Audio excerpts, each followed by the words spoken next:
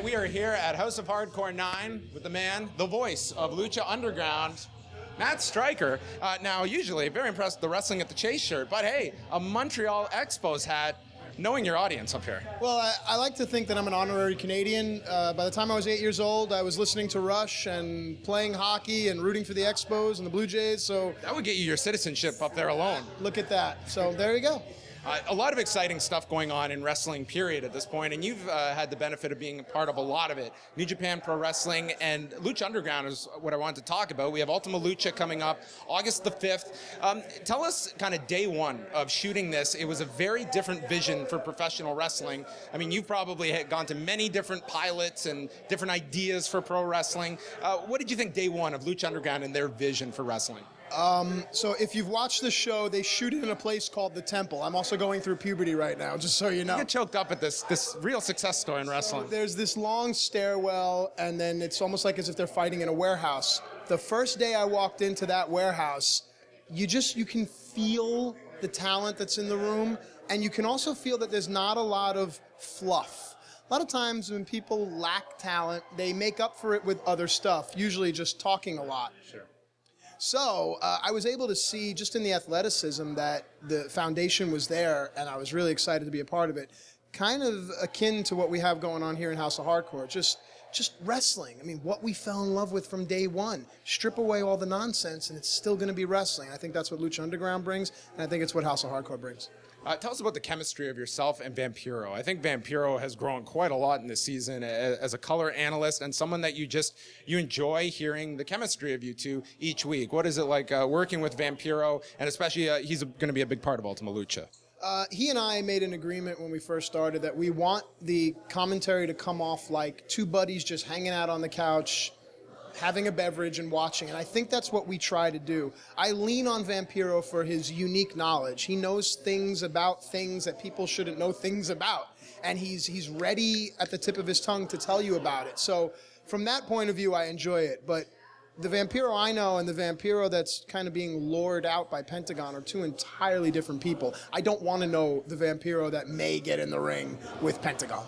Is it kind of rewarding for you, just as someone that is calling all of this? I mean, one of the things I like a lot about Lucha Underground is that when the show starts, it might show a highlight from 3 months ago, 3 weeks ago, last week. No matter where you are, you're rewarded if you've been watching this, but you are also caught up. And the whole season, it's important to what's happening now. It's not simply, well, 1 week's done and we never reference this again, which is something that is somewhat novel in professional wrestling. I think it's a commitment to quality storytelling, and once you get that, then you get an organic emotional investment from the fan. I think Lucha Underground's main objective was to not insult the fan base. That's not to insinuate that other wrestling does, but they made it a point to treat the fans with respect, to have fluidity and continuity throughout the storylines, and just to keep it basic. It's still a fight. It's still you versus me. Regardless of the fact that you stole that shirt out of my little sister's cabinet, it's still us fighting. Right. She wants it back, by the way. Okay, well, maybe the Wrestling at the Chase shirt can pacify her for now. As we look ahead towards the relationship with AAA, do you see that growing? And what is next for Lucha Underground? Because that seems to be the ultimate question. Well, like that? I see what you did. Bueno. AAA Mexico is really the lifeblood, because a lot of the great stars that we've come to know and love on Lucha Underground are products of AAA Mexico.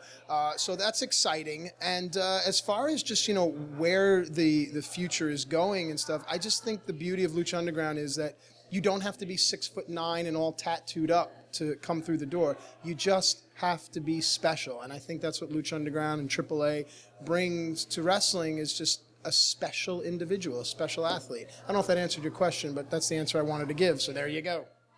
In terms of career highlights, this year you got to go to the Tokyo Dome. You got to call Wrestle Kingdom with Jim Ross. I mean, is that kind of right near the top for you? They say, what's your favorite match? And you say, my next one.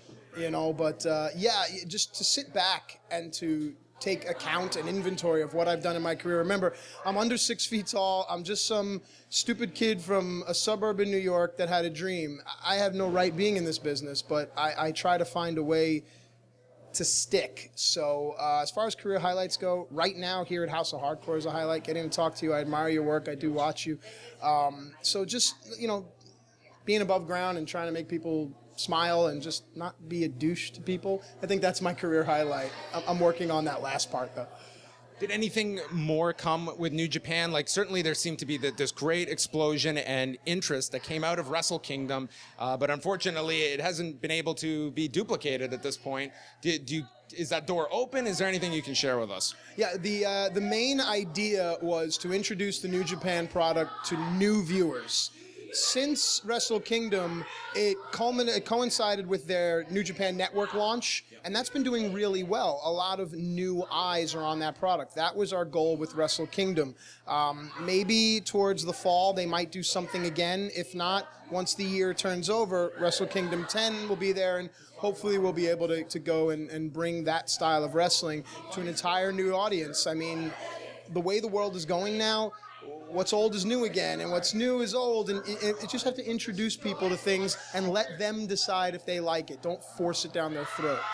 All right, we very much appreciate Matt Stryker joining us. Ultima Lucha, it's coming up Wednesday night, August 5th. The crowd behind us, they can't wait for Ultima Lucha either, so you better want to tune in for that one.